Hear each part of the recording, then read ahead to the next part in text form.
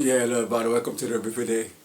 Today I just want to talk about something very interesting. In our last post, we were talking about Thomas Edison and all about the importance of perception, how he was able to translate something negative in his life, and he was able to brought and give a positive narrative to the fact that he had an issue with his hearing, and because he was able to give it a positive narrative, he was able to translate it into an advantage, and it didn't deter him, but it helped enhance him, to be able to do the powerful things that he did in his lifetime. Today I just want to talk about the same Thomas Edison and his relationship with Nikola Tesla. Thomas Edison was, battered in America, USA, and he grew up there. And while he was growing up, his inventions started, penetrating different continents all around the world. And somewhere along the line, Nikola Tesla got to hear about him. Nikola Tesla was battered in Smergen, Croatia. All the way from Croatia, Nikola Tesla was able to hear about Thomas Edison, and he desired to work with him. And in his got an employment in one of the company of General Electric, one of the company of Thomas Edison. And just when they met, it was like, like a eureka moment for Nikola Tesla, because he has been looking for that opportunity for years. And they worked together for a long time, and Nikola Tesla celebrated Thomas Edison, but there was a sharp contrast between these two men. Why Thomas Edison was, an advocate of direct current. Somewhere along the line, while they were working together, Nikola Tesla started bringing the alternative current into light. Started talking to Thomas Edison about the need for the world to shift to alternative current, which is more powerful than direct current. Now, today, as we're living in today, we are no longer using the direct current as proffered by Thomas Edison, but the discovery of Nikola Tesla, which is the alternative current. Now, in the use of alternative current, the world was able to, through the help of Nikola Tesla, through his invention, the world was able to transit from direct current into the use of alternative currents.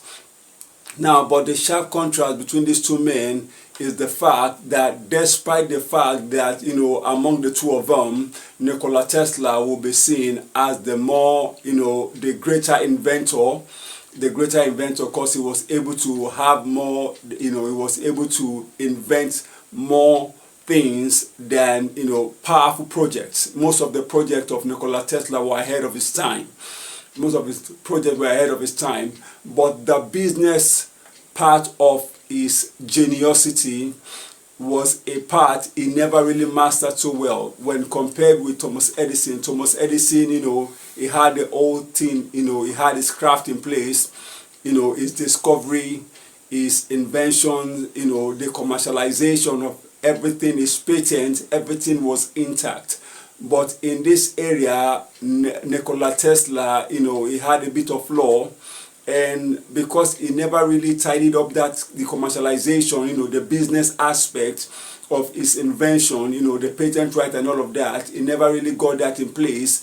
This affected him later in life. Was almost like he was broke, living in a hotel.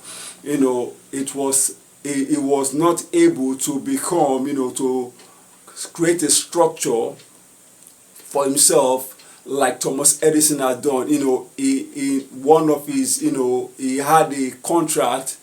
I'm talking Nikola Tesla now. He had a contract with Westinghouse, and somewhere along the line, when Westinghouse were running into debt, they came to him and they were, they pleaded with him if he could cancel this contract. Now, this was a contract that could have made him millions, that could have made him probably the richest man of his time, but because he was more particular about the invention being celebrated, it was the fight between Thomas Edison and Nikola Tesla that drove him into the hand of Westinghouse. And while he was working with Westinghouse, he appreciated Westinghouse for appreciating him, and he was able to, walk away from a contract that could have made him the richest man of his time. And because he never really tidied up the business aspect of his invention, he struggled later in life. Now, it's not enough to be a professional. You must understand the business of whatever you're doing. Now, no matter what you're good at, most of the time we often celebrate geniusity, we celebrate professionalism and all of that. But if you're not able to convert whatever you know into business, if you're not able to multiply wealth with whatever you have, you will find out that at the end of the day, despite the fact that you are able to do so much, it's as if you have done nothing, because someone else, there's no two way about this.